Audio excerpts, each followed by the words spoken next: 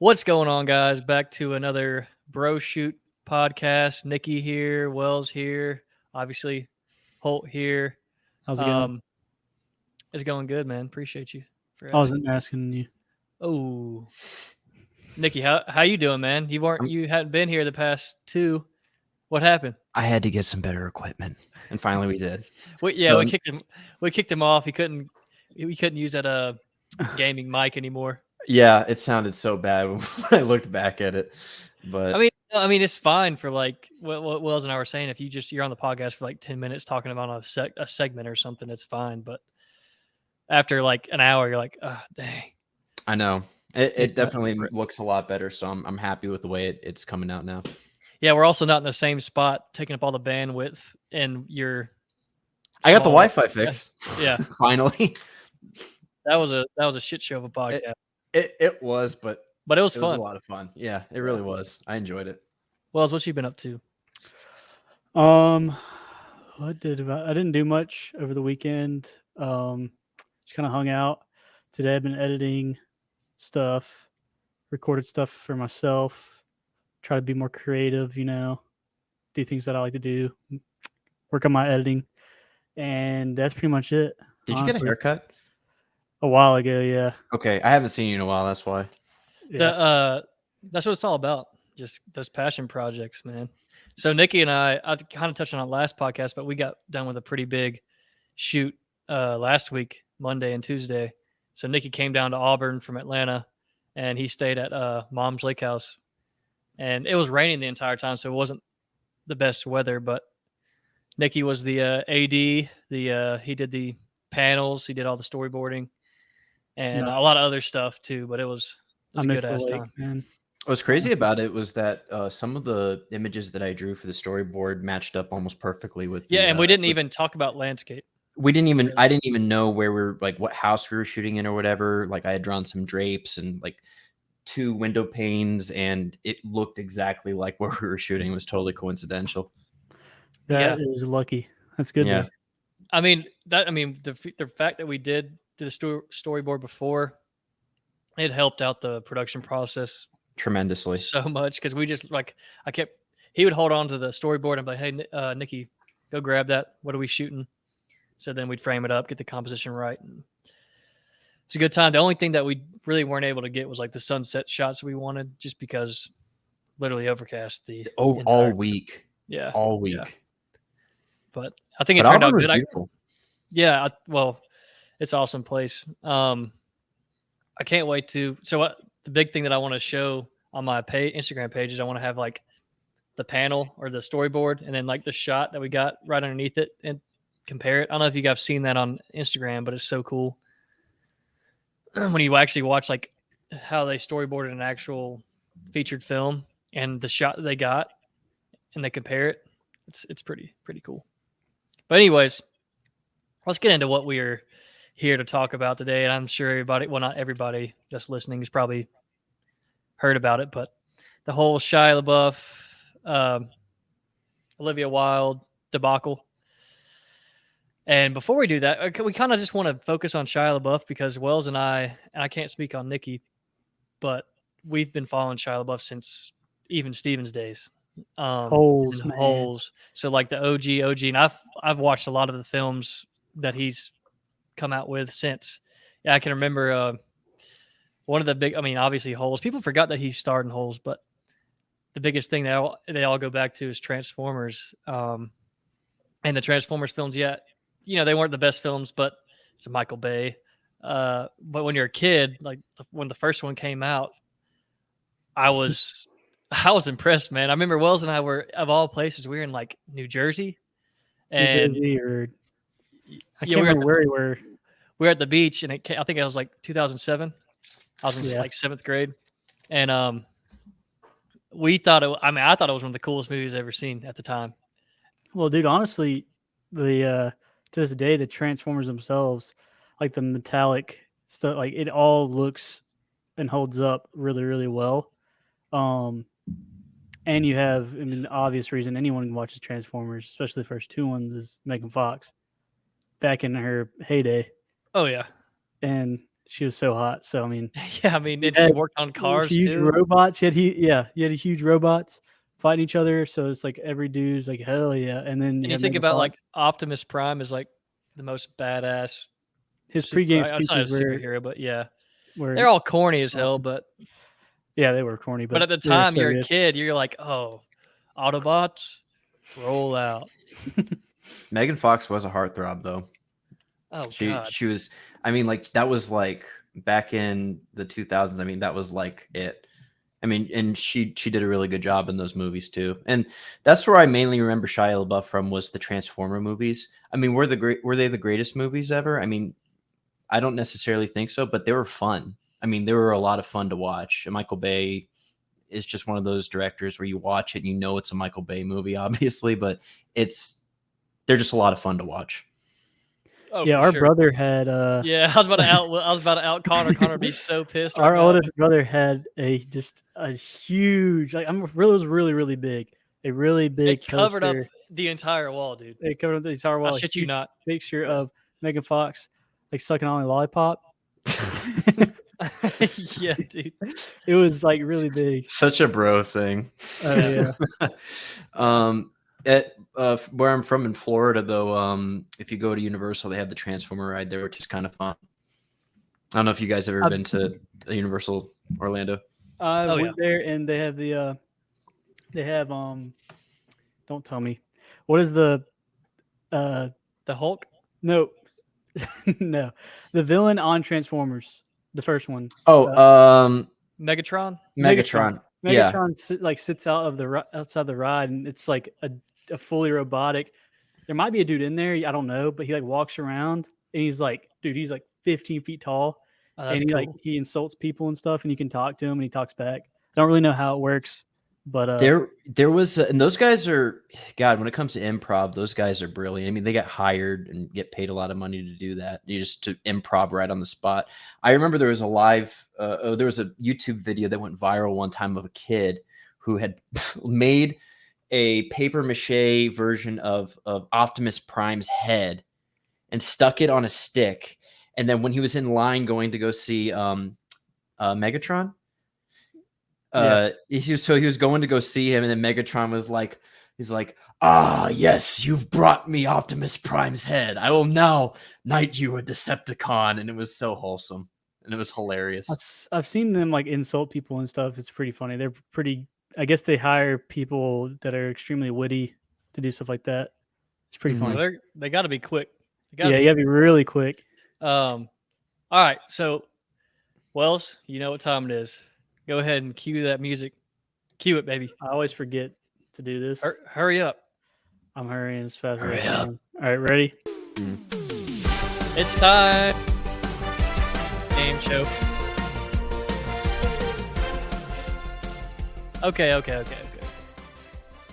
Question number uno. Let's hear it. What is the name of the film that Shia LaBeouf wrote and played in that was based on his childhood?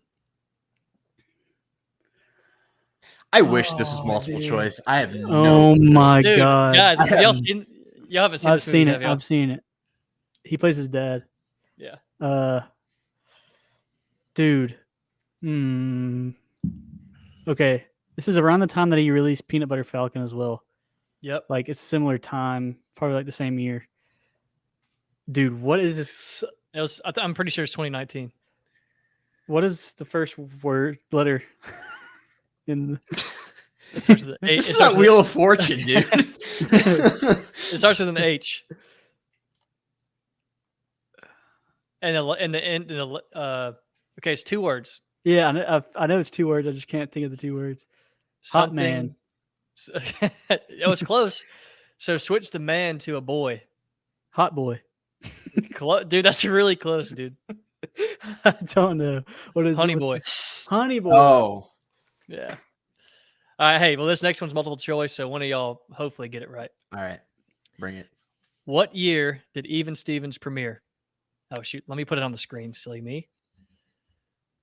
Is it A, 2002, B, 2000, C, 1998, or D, 2004? Nikki, you can go first. A, 2002. Okay. What about you, Wellsington? Ooh. I don't know. I remember this show, so it can't be. I was born in '99, but I don't know if they were making new episodes when I was watching it, though. So I don't know. I'm gonna go with B2000. Wells got it right. Let's Really? go. Yeah, Damn. but they were making it in 2002, so I think it was 2000, 2003 is when it stopped. So, Dude, all right. Question number 3. And now this is kind of more recent. I mean, obviously, this is present day trivia right here. What Italian saint is Shia playing in his newest film? I'll let Nikki go first. I'm so in the dark. I don't follow Shia LaBeouf like you guys, man. Well, I mean, yeah, this one's like kind Italian of saint. there's like a million of them. So it's Yeah, kind of like there's like, I think in like Greek Orthodox and Catholicism, like 60,000 saints or something like that. yeah. But this one's like a really recent. This saint died in 1968, so it's like one of the more modern day saints. I know what it is. I can't say. I can't All right, say. Wells. Yeah, this isn't really fair because this is kind of. I already talked to Wells about this recently, but this is kind of how. I already knew this anyway, but Go ahead. Padre Pio. Yeah, Padre Pio. And he's not like a huge like. It's not like Saint Thomas Aquinas or Augusta or anything like that. But he's Not really fair. Holt's Catholic, so well. Nikki grew up Catholic. I grew up Catholic too, but there were so many saints that we praised in the church. Well, it's that not. I It's also forgot not. most of them. It's not fair because he's my. I mean, that's Holt's patron saint. yeah, that's my patron saint. So Oh, is it? Okay. yeah. Like I have a necklace of him and everything. So for me, it's easy. All right. Question number 4. What film did Shia star in with Harry Potter's Rupert Grint? Dude, this one is like. Dude, these are the hardest ones you've asked. I think we watched this a long time ago. Yeah, I'm sorry. These are hard, but like I feel so useless right now. I'm sorry, Nikki. Just to clarify, Rupert Grint is. I said Harry Potter's Rupert Grint on there, dude. I know Rupert. That's Ron. I know, it's Ron. Okay, that's what I thought. Yeah. I don't know. I couldn't think. It's a Ron. Okay, so picturing Ron's face. Okay. Wells, you actually know another actor, James Buckley, in this movie. Neville Longbottom. No, James Buckley. Wait. Off of Sugar Pine 7? No, he's not famous for being on Sugar Pine 7, but he's from. No, I'm just saying, but for you, he is. Like, that's kind of how you know. No, for me, he's more famous for being in In-Betweeners, which is a British show, which is hilarious. But, dude, it's a weird movie. It's kind of like a trippy one. It's freaking trippy movie, dude. Do not Didn't watch we watch this a long time ago? I've watched it a couple times. I feel like we watched it a while ago, dude. I'm not going to be able to name Nikki, it. you should watch this. It's a small budget film. It's called Charlie Countryman. Charlie Countryman. Yeah. Could you give us like a quick synopsis of what it is for our viewers if they've never seen it? Okay, so Shia is obviously the lead, and the very beginning of the movie, his mom dies, and his mom comes to him and kind of like a spirit and says, "Hey, go to Bucharest."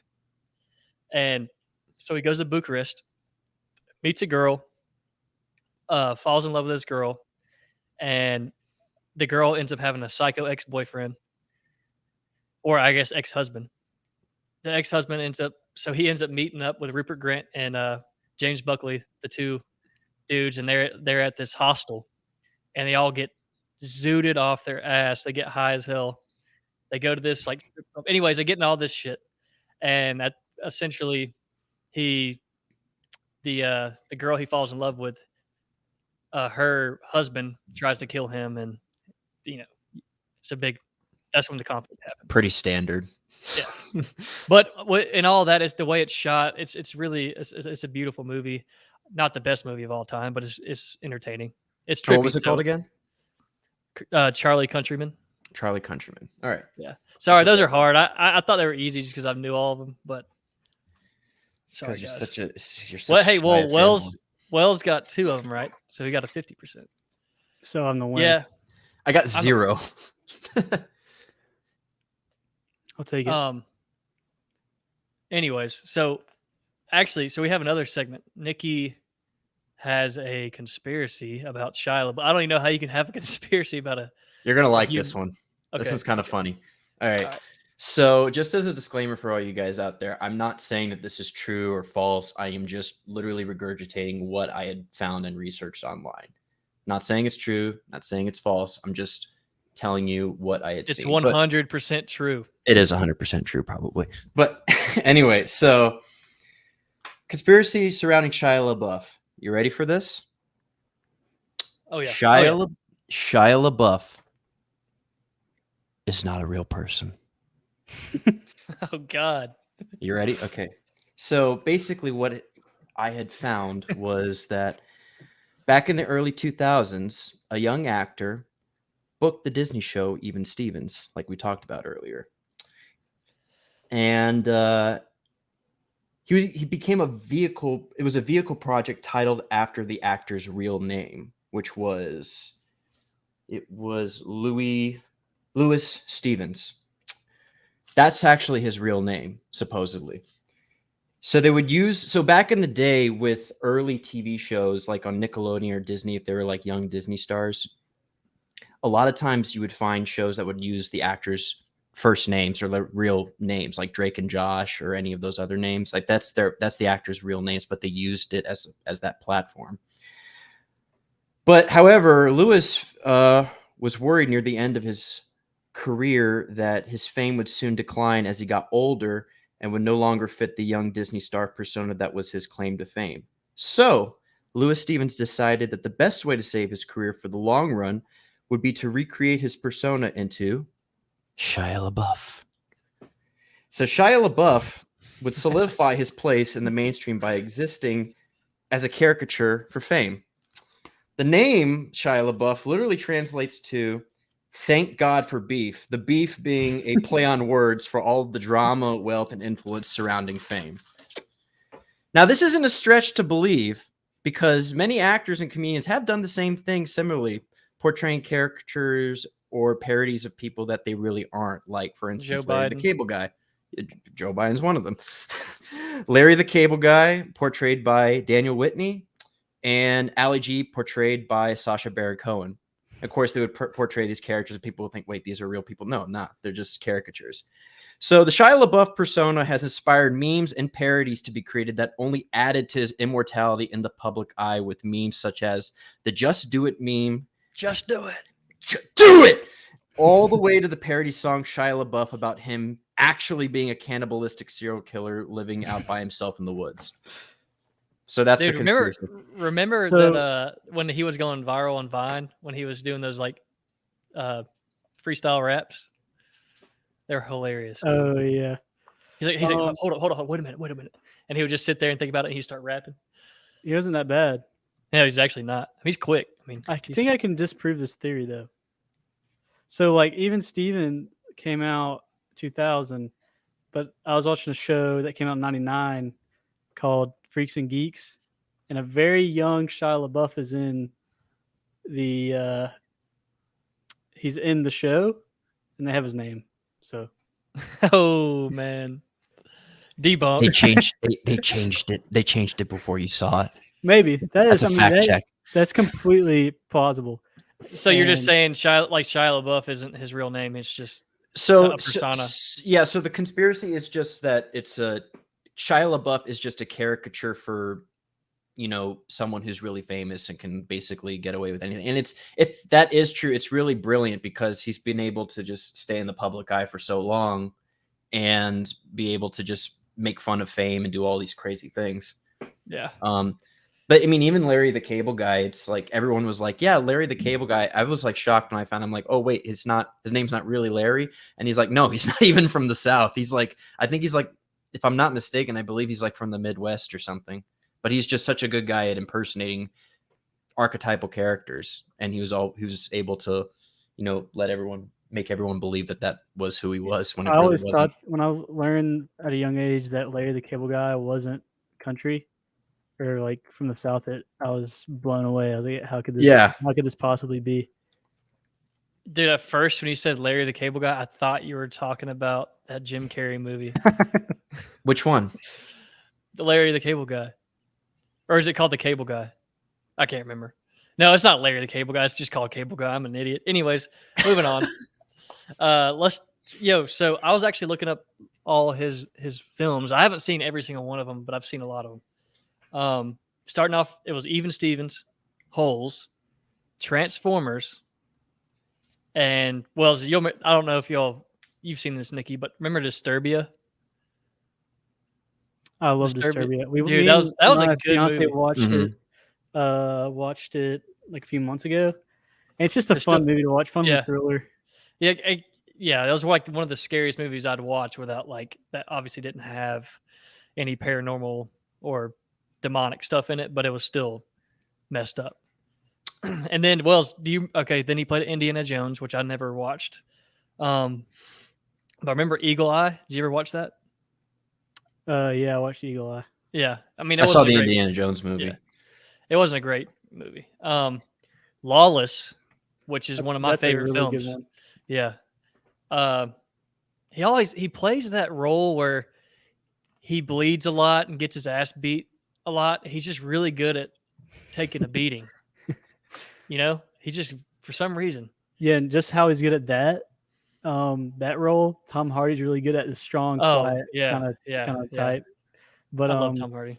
He can play almost anything. Did you see Tom Hardy win that jiu-jitsu competition recently? I did. He's a really good fighter. Yeah. So I'm not surprised.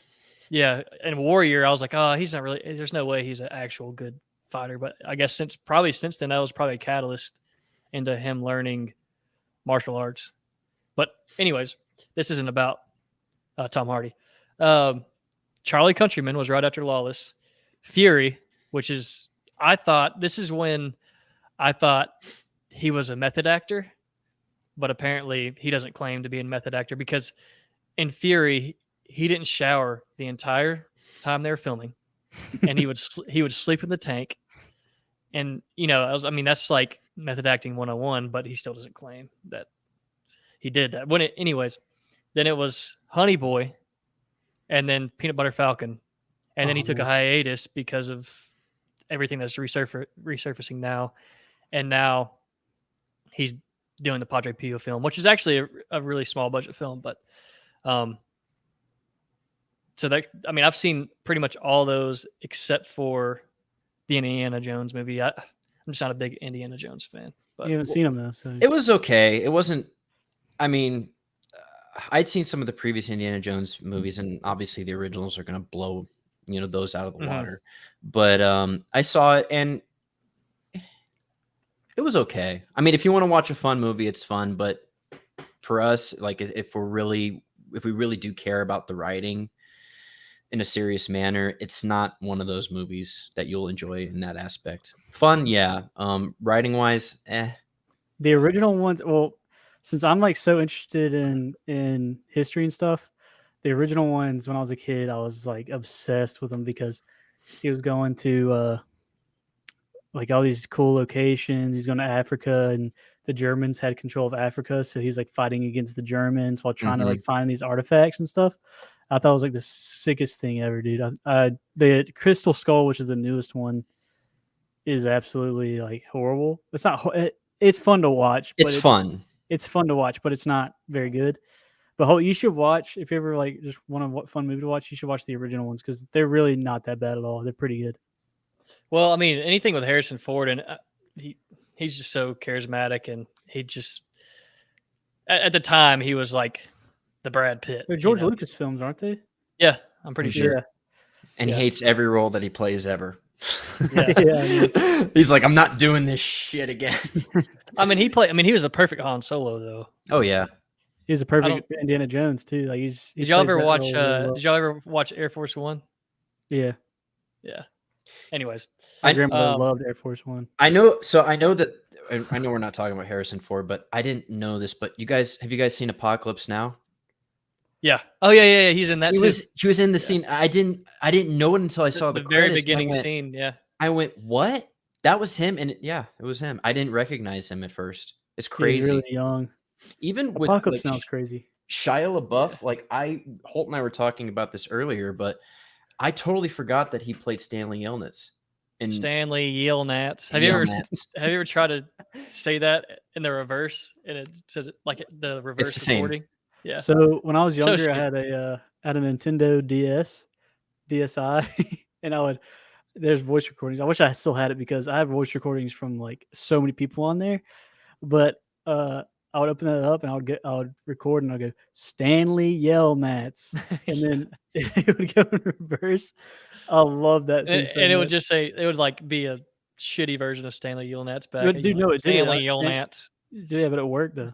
Did you guys watch it in the like when you saw the movie? Was it like something that your class showed you? Because we had to read the book and then they showed us the movie afterwards. Honestly, I think so. forgot that it was an adaptation to the Mhm. book because I think I watched the film first. I don't think I ever read the book. It's a Yeah. pretty accurate, if I remember correctly, because it's been so long since I've read the book, but it's a pretty accurate representation of what the book was.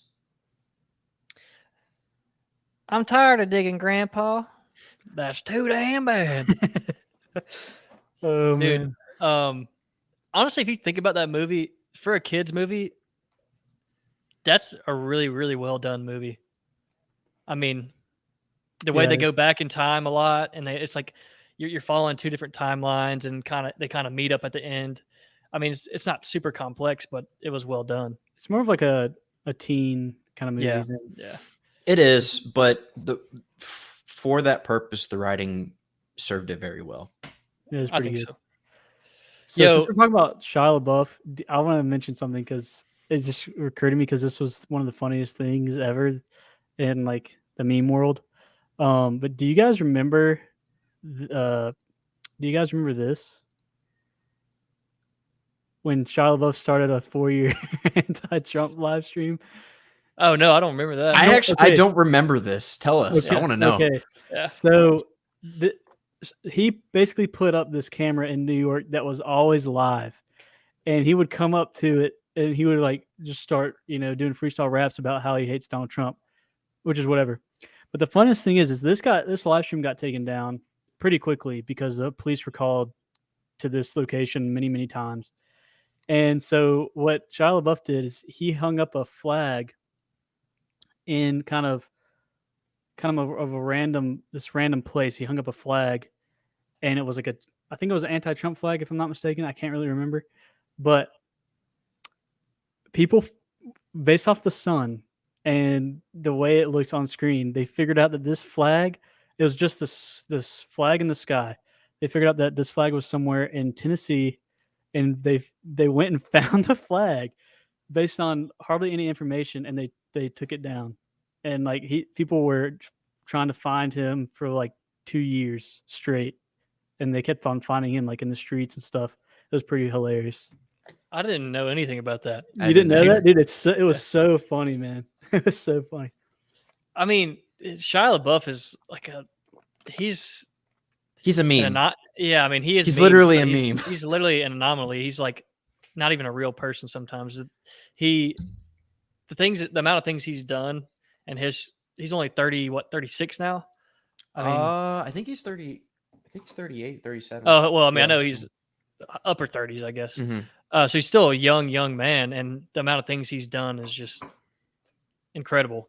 But dude, I wanted to touch on this because like his dating tenure has been pretty crazy. Like, because I was looking it up and I was like, oh man, this guy's dated a lot of people.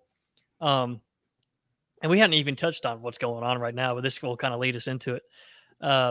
So when he was actually, I listened to a podcast with him with this guy named Bishop Barron, and then he did another one with John Bernthal, which is good. If I would listen to that if I were the last friend in Hollywood. Oh yeah, he didn't have any friends but remember John Bernthal was in Fury with him, so I guess they. Yeah. Which I don't think what I meant by that. I don't think many people are gonna give Shia LaBeouf right now kind of like the time of day to like be on a show, just given the controversy around him.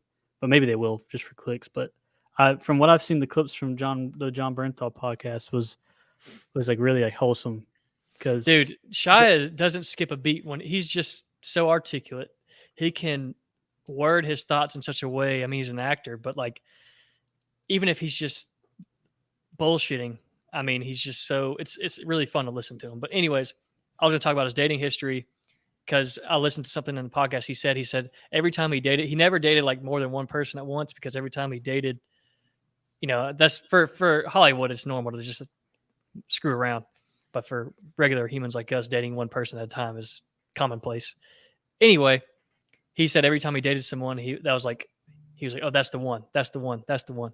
But did you know he went on a date with Rihanna?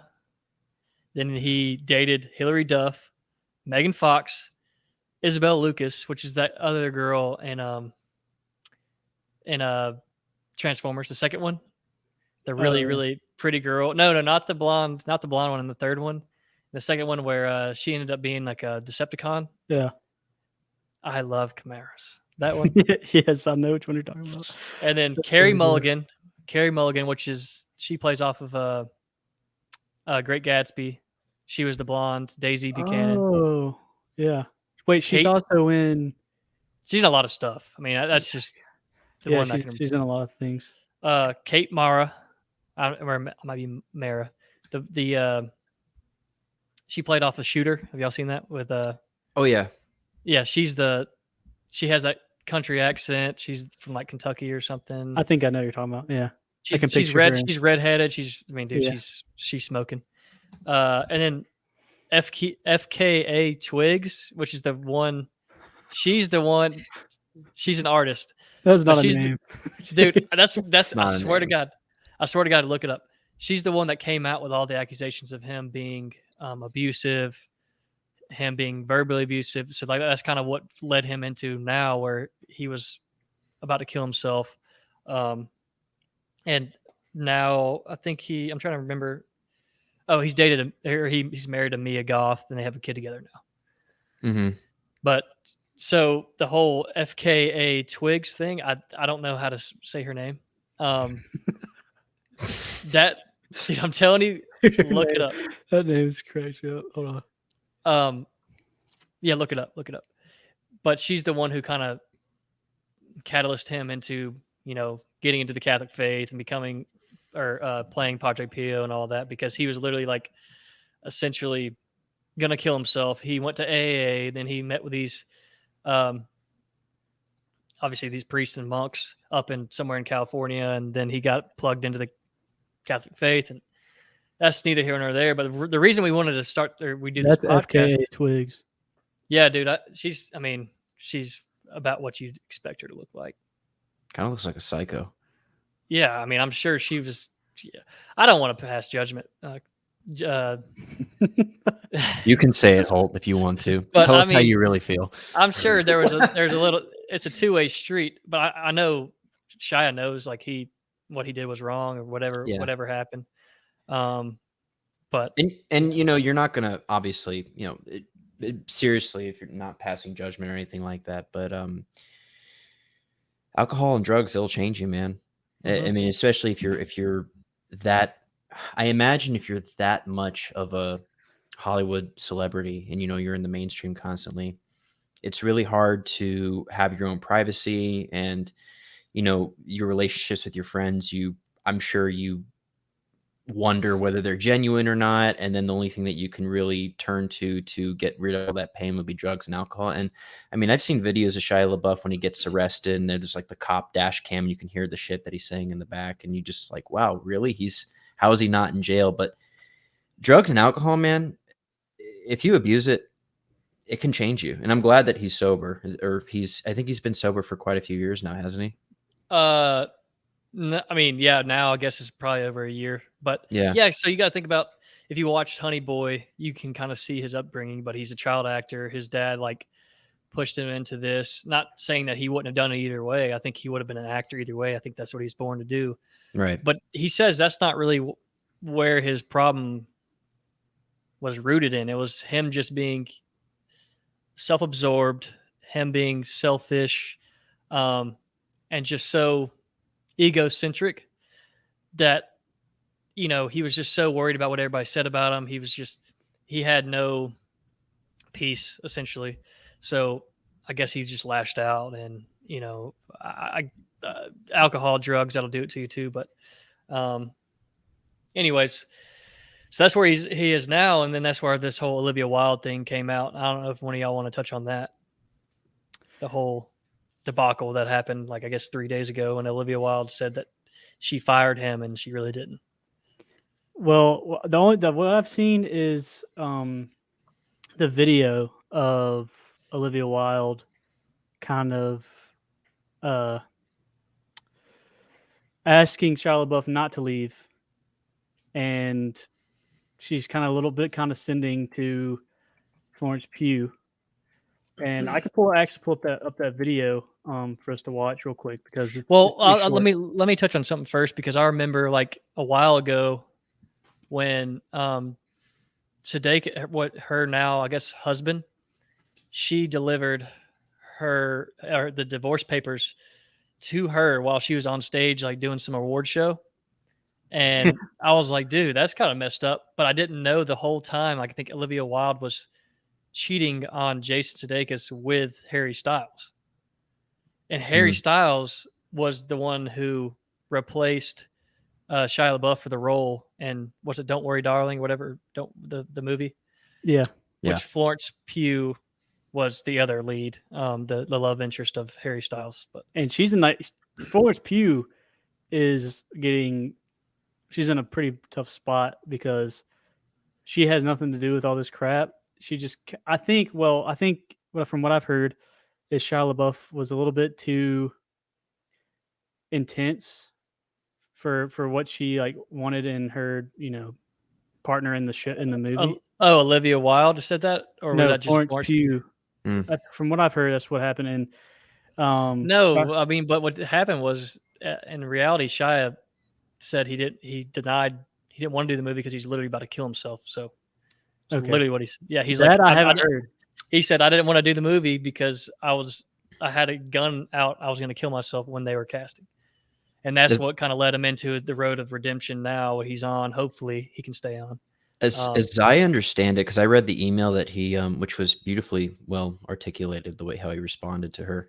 But as I understand it, when Olivia had brought him on, Shia had read the script, and he basically said that it was not good, and that she was basically telling. No, seriously, that's. I can see him doing. Yeah, that. yeah. I don't know him, but. And Olivia was like, well, yeah, that's what I wanted to talk to you about. I was hoping that, you could help out with the, editing out and making it a little bit better.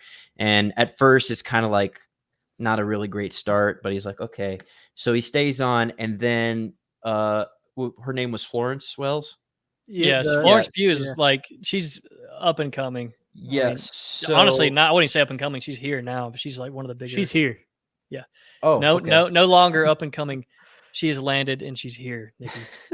So there was only one date and time that was set for a rehearsal with the cast at someone's house. I can't remember whose house it was, but Flo wasn't there. And he had never met Flo in person except on like a 10-minute Zoom call for whatever reason.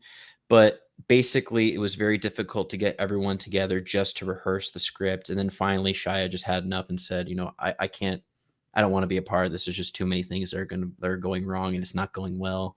And I'd rather just leave. And then, of course, as you said, she kept begging to keep him on. And I think they had provided some text messages to prove that is actually what happened. She was trying to do everything she could to bring Shia on, and then that she sent to Shia LaBeouf. Yeah, Shia got the receipts, man. Yeah, and I can show the video right now if you want me to. Yeah. Play it. Yeah, go ahead. Hey, Wells, play it. Sorry for the. Dang, why does she look like that? I can't hear it. I can't hear it either. Oh, hold on. Let me see. Let me remove this. Why is it always some like Indian account that posts videos like this? I can rip it. I know. But yeah, so she was, adamantly needing him, and then of course to save her own ass, so she wouldn't, have a bad reputation for basically having an unprofessional set and organization of everything, just terrible management.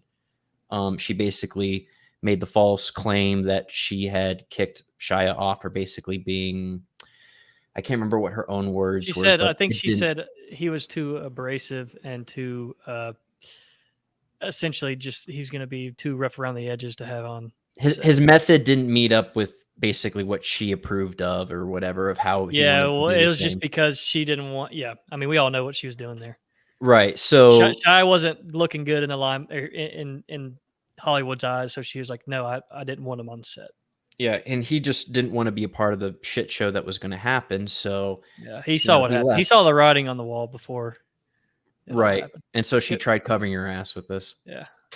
I have the video working now. If y'all want to watch it, Yeah, All right, let's play play it. it. y'all hear it? Shia.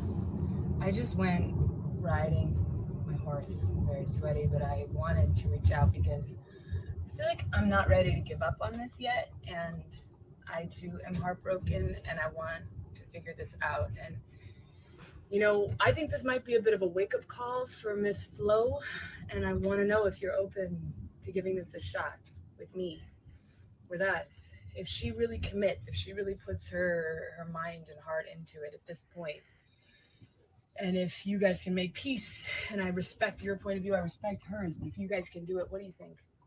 Is there hope? Is there hope? Will you let me know? Okay, bye. Okay. Well, And that directly contradicts what she said earlier about saying she wanted to protect Flo and everything from Shia. Well, Yeah. no. Then, well, Florence is the one coming out now. She says she's not doing any press or anything for the movie because of, now she's getting flack for that. The reason is being because of how Olivia, I guess, portrayed herself on set and how she was cheating on her husband with Harry Styles. And now Harry Styles is like, don't judge our relationship and all this. I'm like, dude, You don't know what I judge thought her. was weird about what I can't remember if Nikki said it or if Holt said it was. I think it was probably Nikki when she was talking to Shia LaBeouf, and Shia LaBeouf said he didn't like the script, and she asked him to edit. I don't know how movies go, but that just seems like You should have this. a Yeah, I mean, little you should bit have a pretty. unprofessional to me. I don't know. Well, no, I mean, you should have the script ready to go. If she's, writing and directing this, I don't know.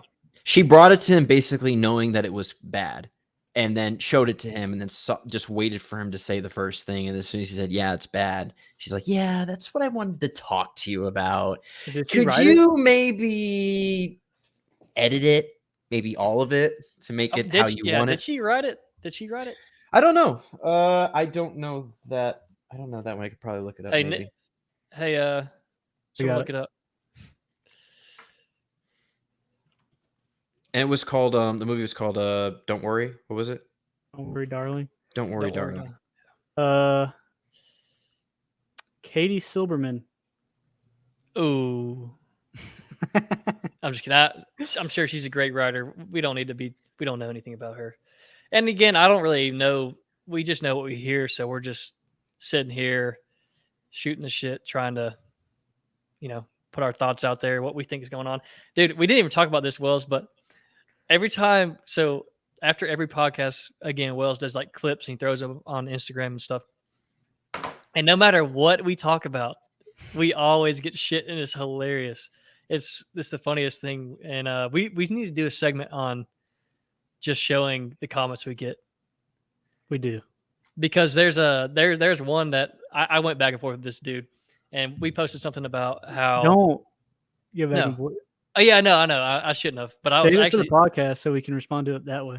we should, but I had a few beers or something. I was like, I'll respond to this guy, and he said, two bro dudes talking about Tolkien, and then he said something derogatory after that. I can't remember, and I was like, okay, you can't gatekeep Tolkien. You can't just sit there and say we can't talk about his work. I mean, it was just ridiculous. So I was going back and forth with him, and there's a lot of other stuff too. Because essentially, what I said was, you can't have a good film without a good villain, which isn't true. I mean, I was just saying that to get some clicks and views, which isn't entirely true. But all my favorite films have great villains in it, so I thought it was, Film. You should have said every film with a villain. That villain needs to be kind of the okay. Yeah, almost let the me sit reason there people, yeah, I the can't. reason people watch, because I mean you were right about the whole villain thing, and I mean if you have a film with a villain in it and the villain sucks, why would you watch it? And someone said, I bet you guys didn't like the new Star Wars movies. Yeah, we Because were we like, didn't, because the villain, Yeah. where were they? Where's the villain? well, no, I think he Yeah. was on our side though. I think he was just Oh saying, yeah, they were like, yeah, no, I'm just saying, Uh, yeah, it sucked, dude. I'm convinced that just the majority of people that want to bother commenting at all just have something negative to say. Everyone else that likes it just may enjoy it or not. I can say as someone who used to comment negative things on a lot of Yeah. on a lot of people's stuff when I was younger, Mhm. that it was mostly because I was a very like angry individual about like everything. Like Yeah. I was angry about life, to be honest. Not to get too deep, but so I would just comment on Man, stuff. this got deep quick. I need someone to listen to me.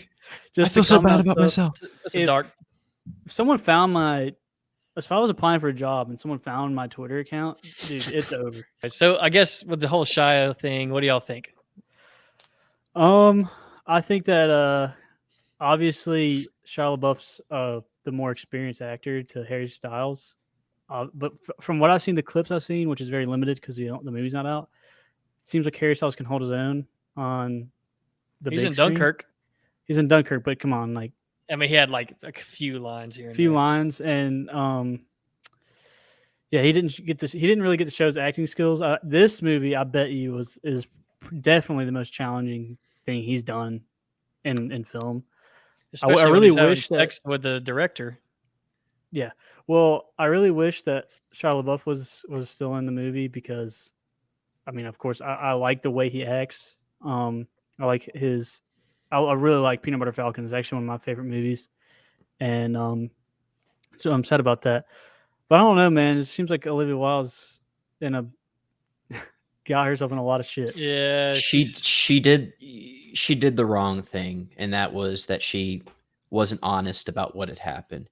If I can guarantee you, well, this is what I think at least, if she had gone out and basically stated Shia left, the whole thing was my fault, just took some sort of responsibility, and then gonna say afterwards, and we're gonna improve that and we're gonna work on it, you would have a lot more respect from everyone. But if you lie and say that, oh, I fired him just to save your own ass, you're gonna burn a lot of bridges doing that. If she just said that Shia left because we had we had a disagreement, differing opinions on the script or differing opinions on how the movie should go, and he was gone, then yeah, I don't think anyone would have cared. And now her reputation's on the thin string. So even if she does come out and say, he's right, I was completely wrong, which I don't think she's going to do. But if she does, it's a gamble whether people are going to want to work with her or not in the future. You never know. Well, it was already kind of on a thin ice before because she's had issues with her Jason Sudeikis, then obviously now Florence Pugh, and then Shia LaBeouf. I mean, there's obviously a common denominator there. Olivia Wilde. I mean, she's an issue. She's a real problem. Right. But again, I don't know everything, but from what I see, there's just a common denominator, and that's her. But she also has like crazy look in her eye. She got them crazy girl eyes. You know what I'm talking about? She does. Hey guys, I just wanted to let you all know that I just got off my horse.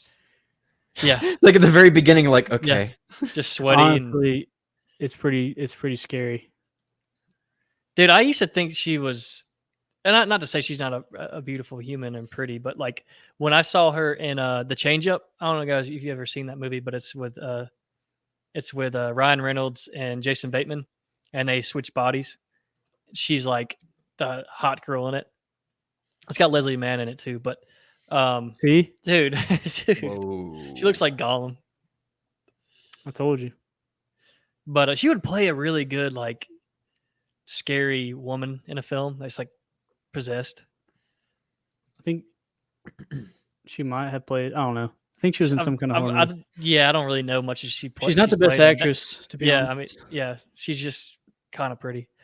But anyways, I would say this: like I've always looked up to Shia in a weird way. I just followed his career since I could remember, and seeing him going through kind of what he went through, and it sucks, man. I know it's hard to be in the limelight like that, and it's cool to see him now in a good place. It seems he's sober. You know, he has something to believe in that's higher than himself, and you know, just hope he can nail this Padre Pio. I'm looking forward to the film just because Padre Pio is also a figure that I've kind of studied.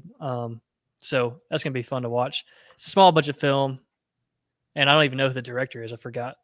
But honestly, I don't care about like film budgets anymore at all because yeah, I mean, it You seems could like literally pull a number out of your ass and just see what happens. Yeah. Especially with how high the numbers, the budgets are for these big movies. yeah. But I mean, I'm excited about all that. So I guess we're done with the whole Shia LaBeouf debacle. I wanted to get into the next segment though, Wells, and now you want to explain it to him because we want to do this every week until the tournament is done. I'm not gonna lie, I did not know what you were talking about, but I know what you're talking about. Okay, so every single podcast we want to do. Well, until we finish and find a winner, and then I think after we do films, we'll switch over to TV show. All right, well, universes. Let's make sure that you don't interrupt me. Sorry. Every podcast until we finish up with this bracket. We want to do a matchup between two heroes and two villains from two different universes. So we're gonna kind of debate who would win in these matchups, in these fights. They're basically gonna fight to the death and who would win. So, but we're also gonna put it on like Instagram and TikTok or whatever else y'all follow us on, and maybe even if you're watching on YouTube, comment below because we want this to be as interactive as possible.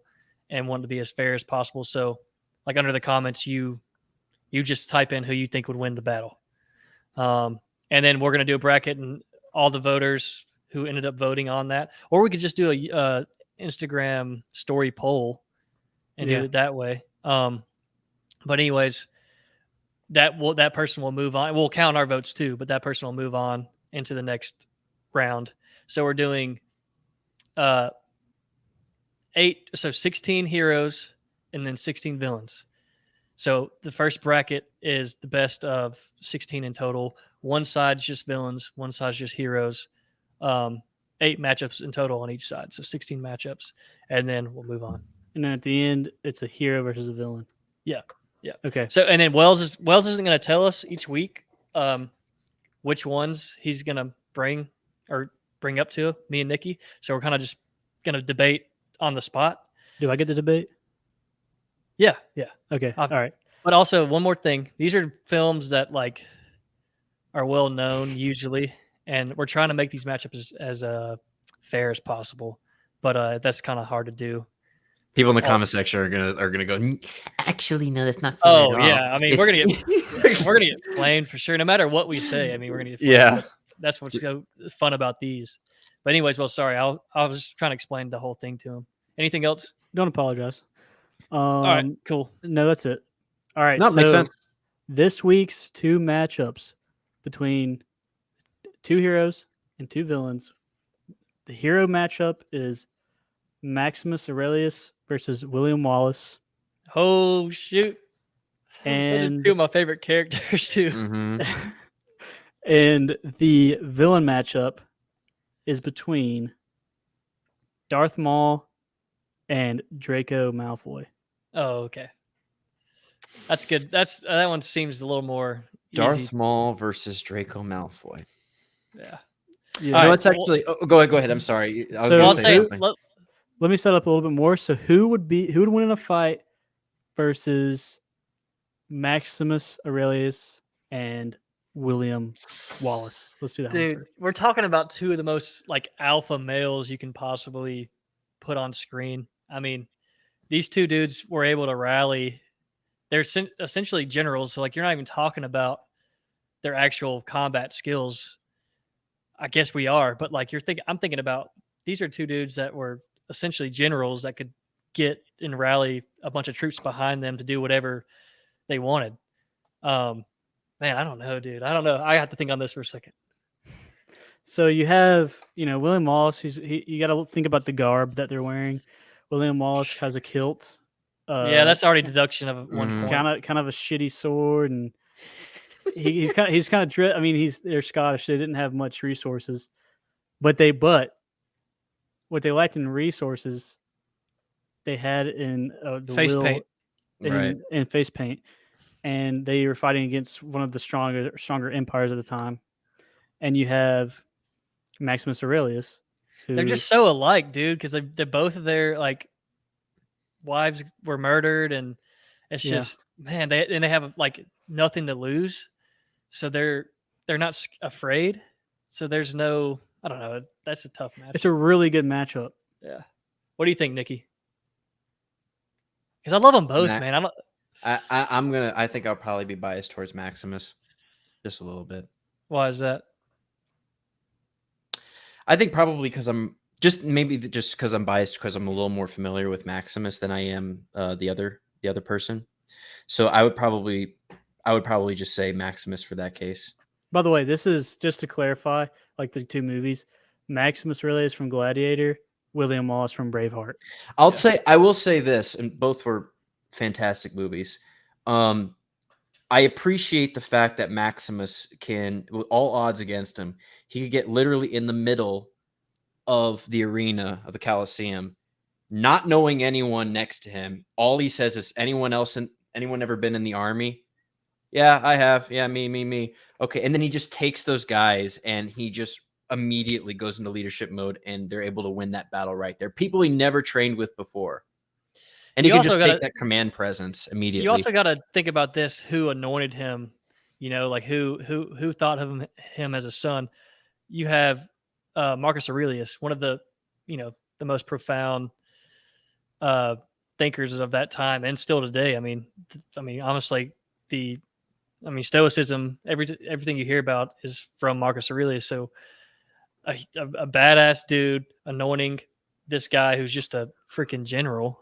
That's pretty sick. Are you not entertained? Yeah. The Spaniard? Yeah, man. I think, oh, sorry. I was going to say, I really think that it tells a lot about a warrior, or at least a general, to be able to just take those men that he had not known at all, or like he just met basically, and just get them into a legitimate fighting force when all odds were basically against them. I mean, they had chariots circling around. But imagine how tough William Wallace is, man. Well, you know what? I think that man, dude, I can't. I don't know if I want to go with Maximus. I kind of want to even it out, and if they were to fight like butt ass naked, like who would win? Yeah, that's true. That's a good point, because if you strip them down, so we're doing it all. Everybody's fighting butt naked. No. Okay. Because these guys are they're guys that have leadership skills. They're pretty strong, and they fight in an era that's like William Wallace fights in not even leather, like he fights in like wool, and then you have Maximus who fights in I think he wore like a metal. He had a chest, like leather and metal and stuff like that. He also had a shield, but then William Wallace had like a wooden shield, dude. So like, and William Wallace fought against dudes with armor. So, oh man. I feel like the terrain being drastically differently from both movies would really affect it, like depending on like where. Yeah, because you're talking about Maximus is fighting in sand most of the time, in flat land. Yeah, and then William Wallace is using like guerrilla warfare. So the Romans. We're talking about one. We're talking about one-on-one here. So I know we keep bringing up leadership skills. That is important, but we're talking. I mean, if we're talking about army against army, that's still a really even matchup, I feel like. So we're strictly talking about not them commanding an army, but them just one-on-one fighting each other. Army versus army, dude. Just no debate. I mean, the Romans absolutely murder. Well, I'm saying, okay, not army versus army, but like say it was a fair. He had, 100 of his best Scots, and they had 100. You don't think it would be? Nah, dude. Okay. I think if we're talking about guerrilla warfare specifically, they're gonna die if they're doing this in a Colosseum. But if they were out in, Scotland. Yeah, I mean, if they're in their terrain, if they're in their terrain, I don't think it'd be a lot more even matchup. Okay, but we're just doing one-on-one. Okay. I know who I'm going with. I think that Maximus is a better swordsman from what I saw as far as fight choreography goes. It seemed like he was a lot more skilled. So I'm going with Maximus because it seemed like to me, William Wallace was just a more like brute force type guy. There was a little less skill involved. He just kind of used his like tenacity to overpower. Yeah, I think I gotta give Maximus too because he's a more skilled, kind of practiced fighter. Yeah. Whereas He's precise. Yeah. It seemed like he grew up learning that his whole yeah, entire it's not life. really. And then William Wallace is kind of like someone who became a fighter because he had an extremely rough childhood, and I mean they killed his wife. So it's kind of like someone who is a fighter through rage, and then you have a fighter through rage that also is trained. So it's like you probably have to give it to Maximus here. Yeah. Yeah. I think so too. I will say though, one thing that is really true, especially with William Wallace, is that if you can demoralize your enemy even before you get into the fight, you've got it. And if that's something that you can do even with the lack of skills, if you can intimidate them and put them into fear before you even step on the battlefield, which is something that he can do really well. There's something to be said about that as well. It's one tactic. Yeah, but we're talking about Maximus here. You're not going to be able to do that to him. Maximus might shit his pants. Yeah, no way. I mean, he literally got stabbed multiple times, or no, I think it was he just got left the knife in once before they fought. Yeah, but I'm still going with Maximus. Me too. I think so. I think that's a smart play. We'll see how far he gets, but I think that was. I really wanted to choose William Wallace. I know, man. He's such a cool. He is a cool character, but it's just different. He's different. Yeah. All right, cool. What's the next match? I'm excited about this next. Oh wait, what is it? The Malfoy versus Darth Maul. And the reason that I chose this, so Holt sent me a few matchups, and it was Darth Maul versus Boba Fett. I mean, that was my bad. They're both in the same universe. And I was like, we got to do something a little different. Also, Malfoy has access to magic, and I feel like it's a little bit more even. I think Darth Maul would completely destroy Boba Fett, but I thought the same thing. But then you see Obi-Wan and was it Jango or Boba? He fought. That was Obi-Wan fighting him. That was obviously that was Clone Wars, but Clone Wars that would have been Jango then, yeah. Yeah, so but that was I think in real life Obi-Wan would have murked him. But where were they? What was that city called? It's gonna piss me off on Battlefield. No, wait, not Cloud City, right? No, they fought on. That would have been later. Damn, dude. They were making all those clones, right? No, Camino. Oh no, is it not Camino? I think it is. Oh man, yeah, Camino. Yeah, it's called Camino. Anyways, so it's Camino. I think this. If Wells made a good point when he first started bringing these up, because like a lot of times you hear this, Darth Maul versus Malfoy. Oh, that's easy. You're gonna pick Darth Maul just because he seems a lot more ferocious and intimidating. Now you think of Malfoy as like this prick who he's gonna call his dad on you, but in reality, he's a powerful wizard. I mean, he can kill you with one stroke of his wand. So I don't know how we're gonna mediate magic with the Force. So I have a theory too. Go ahead. So you see in Star Wars, right? Yoda kind of absorbs the energy that Palpatine, Palpatine tries to electrocute him, Yoda absorbs it. So to even out the fight a little bit, because if they can't block magic, then Darth Maul's dead like immediately, because I mean he can just go Avada Kedavra, it's done. Let's say that Darth Maul can block or at least dodge kind of like maybe redirect magic or redirect somehow. Like it's kind of like when Palpatine does like shoot lasers out of thunder, lightning, whatever, out of his hands. You see Mace Windu kind of just like block it and it bounces off. Or I guess that's somewhat similar.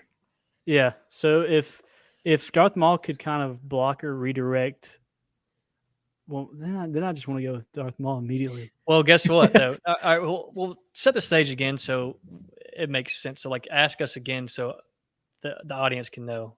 Say if we're clipping this or whatever. Okay. So if Darth Maul and Draco Malfoy were to fight, who would win? I think I think everybody's gonna jump on the Darth Maul bandwagon, but you think about this and who Darth Maul was. I actually have a couple friends that don't respect Darth Maul for who he was. I mean, he was fighting 2 Jedi at once and should have won, but that's neither here nor there. Darth Maul wasn't like a super well trained Sith in the Force at all. He was more like a saber guy, I guess, like a swordsman, lightsaber guy. So you got to take that into account. Like his Force wasn't super strong. So how is he gonna block Malfoy's magic? Okay, so Darth Maul actually mastered every Jedi like fighting form that there was. Yeah, So he was, yeah, like you said, he was more of like a very elusive, very fast kind of fighter. So, but he lacked in the Force a little bit. Like he could use the Force, but it wasn't like on the level of Count Dooku or someone like that. Well, how about this? I mean, Qui-Gon was by definition, he was not a master, not swordsman, but lightsaber specialist. But he was really well trained in the Force itself. Yet Darth Maul still beat him with his That's true. saber technique. Hey, that's a good point. That's a good point. So let's just assume that if we're going to cross them over into the same world, the whole midichlorian thing, that's like the scientific part of Star Wars, but they still call it the Force. That's like the faith or the religion. You could say the same thing for magic, in that magic is what they believe in. But let's say in reality, just Draco Malfoy has an abundance of midichlorians. That's the only way it would be able to make sense. So I guess the real question is what's going to win, more midichlorians or more like lightsaber swordsmanship? Well, you got to think about if it's close combat. I mean, you got to give it Darth Maul. Like, there's just no question there. Sure. And he could easily block, anything that's coming out of Draco's wand with his lightsaber. I mean, you see it all the time. And if anyone ever used Force lightning on anyone, they would put their sword out and they would block it and stuff like that. So I don't think that's too far out of the question about him blocking spells from Draco Malfoy. However, Draco does have an advantage in that he's got an abundance of tools in his spell list. Not just the Killing Curse, which is Avada Kedavra. There's a bunch of others you can use. Wingardium Leviosa is a levitating one, and that's used in the Force in Star Wars. They're always lifting objects and throwing them at people. Septum Sempra. Hey, so this is a legit question. Can Malfoy apparate? Oh yeah, can he? Is he's a Death Eater, right? So he can. Wait, did he become a Death Eater? Is that what happened? I'm pretty sure he officially. If he can apparate, that's huge, man. I think he got the tat. Dude, he was tatted up. Let me look it up. Funny enough, actually, I was preparing for the other episode. I was preparing my beta male list of like the most hated beta males in movie and TV, and one of them that I picked was Draco Malfoy. Yeah, he's a Death Eater. Yeah, he is kind of a really unlikable character, but what I hated so much was that the deleted scene that they took out of the very last movie, where like he goes across to Voldemort's side, right? And then, Harry comes back to life, or he's not dead. But the scene that they took out, which I hate that they took it out because it would have redeemed his character and would have made him such a well-rounded character. When he runs back and sees that Harry's still alive, he runs across and yells Potter and then throws him his wand. Potter. Yeah, Potter! And then throws him his wand. And it was like, it gave you chills watching. You're like, oh, that's awesome. But they got rid of it. I don't know why they did. It would have been such a great... It was J.K. Rowling's decision. She didn't want him to have a redemption arc at all. But I'm pretty sure. I don't know. What do you guys do? You feel like no? I mean, better? Oh yeah, for sure. I mean, you would be able to understand his position. I mean, his dad is and his mom are big in. I mean, they're Death Eaters. Well, I know his dad is. So he's been pulled one way his whole life, and then all of a sudden he's supposed to like side with Harry, who he has little to no faith in. Which most people shouldn't have much faith in him because Harry. Anyways, that's besides the point. I was called Malfoy my whole life just because I have blonde hair. So I've always sided with him. I've always I thought he was, a really good character. He was just like a somewhat of a villain, but I think people could resonate with him. He was so central to that whole show or movie series. But so anyways, I was going to tell this story though. I dressed up as Malfoy one year. Dude, I wish I could. I'm going to send you the picture, Wells. Maybe you could put it up. I dressed up as Malfoy one year for Halloween. I had the Slytherin tie, the cloak, dressed in all black, and then I had the obviously the white button-down shirt. And Wells is going to be pissed off. I was using the Elder Wand, and he gives his Elder Wand that he got from Harry Potter World, right, Wells? And I'm pretty sure I broke it that night. It was trash. I was out at the bars all night, 2 nights in a row because we had back-to-back like Halloween parties. I was casting spells on everybody. It was the most hilarious, most fun time I ever had at Halloween because oh my gosh, I was in character the whole night. I did not break character, and I'm not like usually like that. I don't even like Halloween that much, but it was. Wells is so pissed. Yeah, he's never gonna live that down. That wand cost me a lot of money. I'm pretty sure I bought you a new one. No, was it? Wells, was you it? Didn't. No, you didn't. Was it an interactive wand? No. I don't think so. But I mean, it worked. I casted hella spells. Dude, I remember one time this girl came up to me and she goes, "I know who you are." I was like, "Oh, really? Who?" She goes, "You're Harry Potter." I was like, I'm not gonna repeat what I said to her because it was really mean. But essentially, I just said, "Hold mean? No, you're a dumbass. I'm Draco Malfoy. Have you actually seen the movies?" And she just obviously just walked off, but she cried. No, she wanted dude, to catch you. I had that Elder Wand. You give it back to me, and the very bottom of it is chipped off. And every time I see it, I get like angry. I'm like, I remember he wanted it so bad. I was like, dude, I don't want to give it to you because you're probably gonna break it. You're gonna break it. You're gonna break it. You're gonna go out and break it. And guess what he did? He went out and fucking broke my damn Elder Wand. And that Elder Wand was like, I was on a band trip when I got the Elder Wand. And I was so hyped, dude, because I'd gone to Harry Potter World, which you've never been to because you're a poser. And, dude, I was so excited about it. I love that thing. And you broke it. I actually still makes me mad. I'm mad that you brought that up. The best memories, man. Parker has a video, or maybe Frank, one of my buddies, has a video of me. There was on your way to walk up to the bars, there's this cemetery. And we turned off. It was pitch black. And then you just see me in the background of the cemetery running like Naruto run with my cape in the background. With your arms back. Yeah. With a wand behind me, acting like I'm just, I guess, apparating or something. Was this in Auburn? Yeah. What graveyard were we walking by? Over by Thatch. Mama G's. Yeah, okay.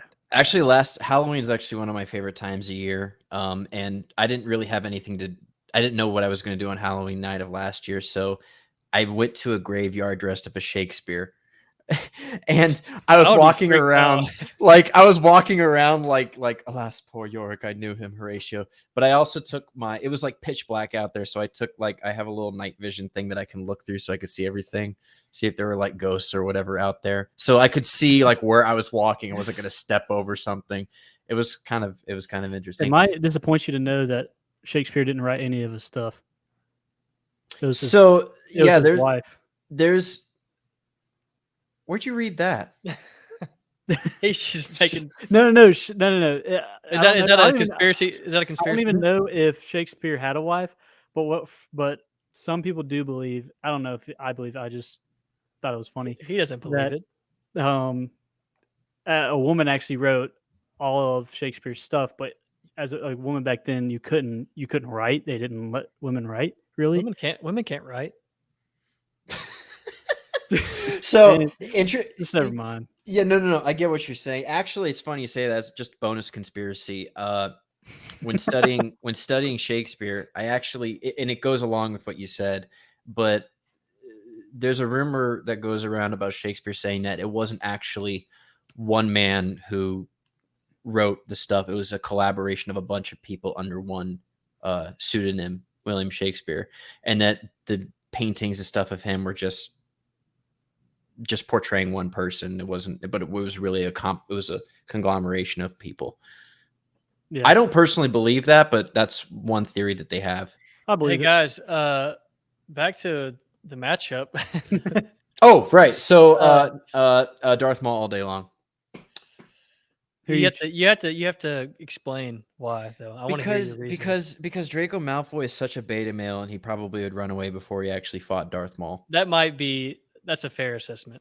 That's I feel, because Draco, and again, this is one of the biggest reasons why I like the way it ended for him, that character specifically, because he would have had at least some sort of courage to go throw that wand back at him. But the fact that he didn't, he ran away with mom and dad, just shows what type of person he really is. He's not really brave. He's very, I mean, he's a coward basically. Now that's not to say, that's not to say anything about the Sith, because the Sith, I mean, rely on intimidation and fear before they go into a fight.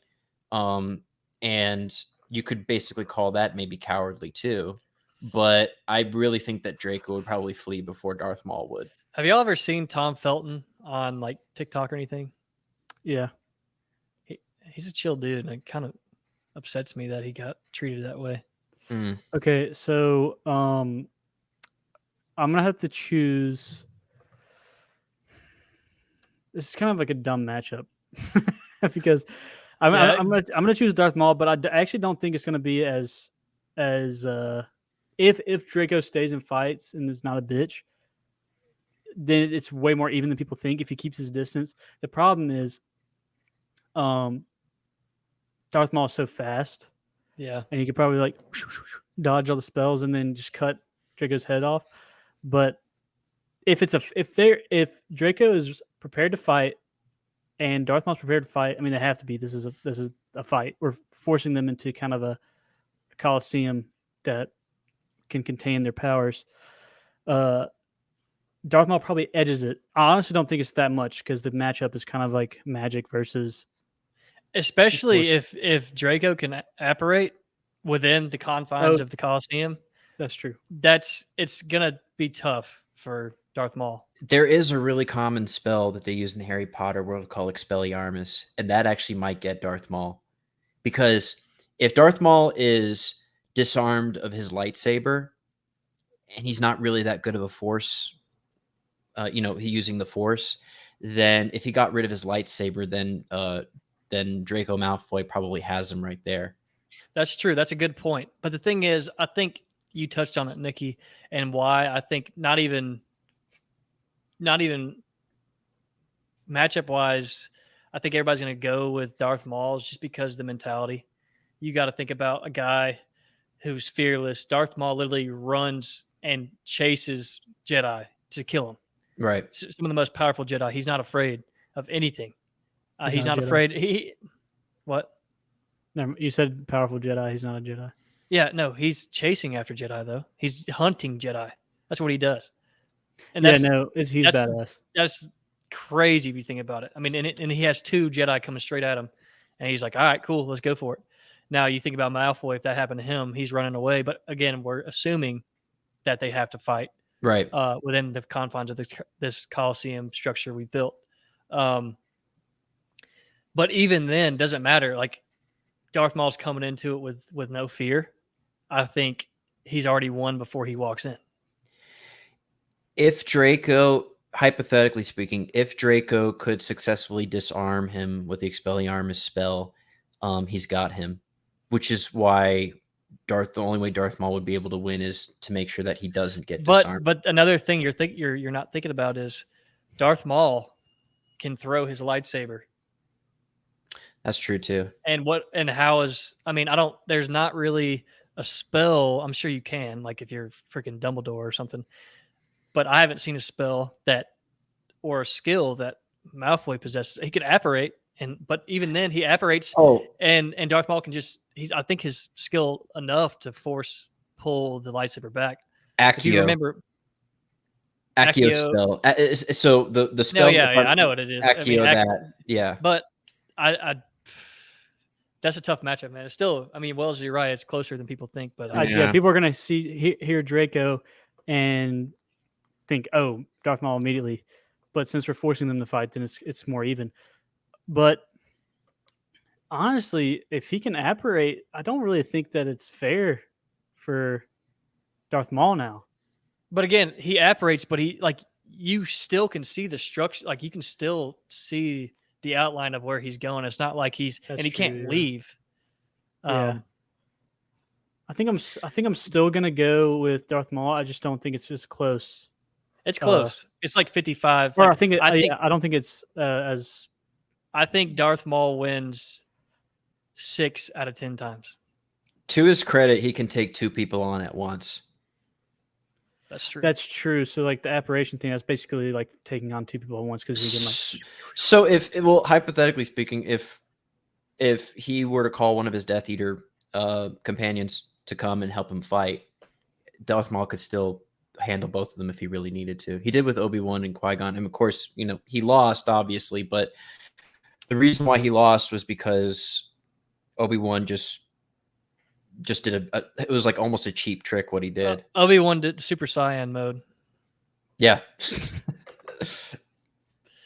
I never thought I would ever hear Holt mention an anime at all ever in my life. That's the only thing I know about. Super Saiyan. Oh. I don't even watch Super Saiyan. Whatever, guys. Come on. It's okay. No. We A for effort. The sentiment's the same. Yeah. Okay, so I'm gonna go. I think we've all agreed 3 out of 3 Darth Maul, but it's closer than people think. And it's like 6 out of 10 times, like 10 out of 10 or 10 fights. I think it's close. I mean, I think Malfoy would win a few of those. I think when we put it up to a vote, it's going to be majority of people saying Darth Maul because people kind of, Darth Maul immediately. Hey, if Crew Bennett's if Crew Bennett's listening to this and he'll comment because I don't think he likes either one of these characters, but he's always talked shit. Even Harrison Riggs, my other buddy, they always talk shit on Darth Maul and how he's the worst Sith. I think they're full of shit. He's not the worst Sith. Yeah, I was like, I think he's a really cool character, man. I mean, whatever. They don't know canon, dude. If you watch the films, yeah, but dude, Darth Maul and like Clone Wars and his like stories, dude is nuts. He's a freak. I would even argue that Darth Plagueis was probably the worst Sith, and I'll tell you why. Because he literally the whole point of being a Sith is to like one day kill your master so that way you could be your master. Why would you teach your student everything you know? Yeah, maybe he was leaning a little bit towards. Maybe he was in the middle. Maybe he wasn't fully Sith. No, he was Sith. He was Sith. I don't know. I'm playing devil's advocate here. I think that was good. I think that was a good matchup, though. I think so. I mean, let us know what you guys think because we are very intrigued and interested to see what everybody. Because this is something we can argue about all day. Nobody's going to have the right answer. Yeah. So to recap real quickly, the 2 heroes. The 2 heroes were Maximus and William Wallace, and we chose Maximus, and the 2 villains were Darth Maul and Malfoy, and we chose Darth Maul. Yeah, that's not going to happen very often, I don't think. No, I think let us know what you think. Yeah, let us know what you think because I don't think there's going to be too many where we're all in agreement. Well, we might agree more than the majority because we're sitting out here hashing it out and what ifs and how because we're able to have a diplomatic, talk about it. And we're on agreement with like what they can use and what they can't use. And so I think we do need to lay down the guidelines of like, because there's going to be matchups with Force and Magic mixed. And we have to understand that, like Nikki said, it's all about, we're going to just measure it off metachlorian count. So we're assuming that. That's the only way you could. Yeah, we're assuming that wizards have high metachlorian count and so do Jedi. So we're just based off of that. The Jedi can't cast spells, but they can use the Force.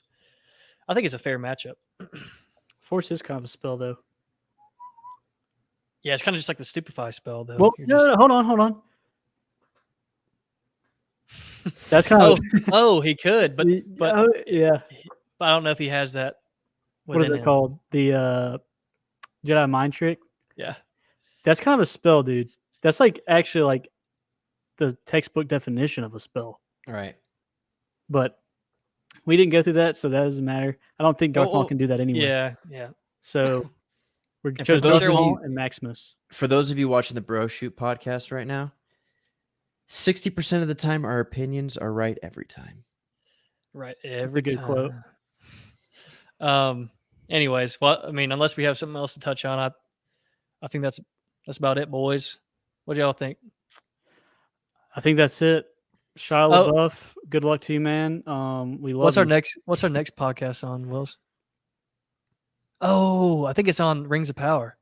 Speaking of which, I did watch the first 2 episodes of what's it called?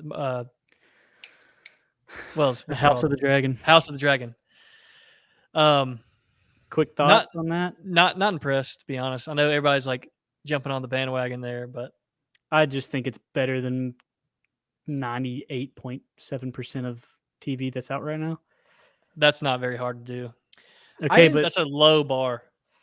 I didn't think it was. I was impressed in that exactly what you said, Wells, that it was better than basically 98% of what you see nowadays. But you're right, Hole. It's not that difficult to do as long as you put a little bit of elbow grease into the writing. I liked it. Well, I mean, George R. R. Martin already did all the you know what? lifting. I bet you Holt doesn't like one of the characters, and I can guess I know a character he doesn't like. What is it? I don't think you like the villain. I don't think you like his brother. No, I don't think. But I don't think he's a villain. I mean, okay. I don't think. That's true. We actually don't know if he's a villain anyway. Yeah, I like. I don't. There's nobody I can pull for. There's not like a Stark in there that I'm like, oh. Wait, you gotta wait, man. I automatically knew I was gonna pull for the Starks the first episode of Game of Thrones. Yeah, they did kind of establish like a moral hierarchy. And what I was kind of explaining to Wells earlier was, there were so many interweaving parts and character development stories in the first like Game of Thrones series, and they had such a long time to develop these characters and these story arcs and these redemption stories that I was just so much more intrigued with the different houses, because we're only following the Targaryens here and like the Valyrian bloodline. So I'm just not as entertained because it's the same. We're just dealing with the same kingdom. And I'm just ready to see something different.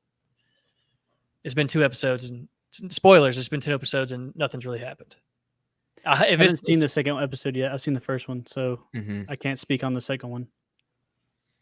Again, it's a good show. Sorry, I just wasn't as impressed. Like, everybody made it seem like it was going to be better than Game of Thrones. You got to remember, Game of Thrones came out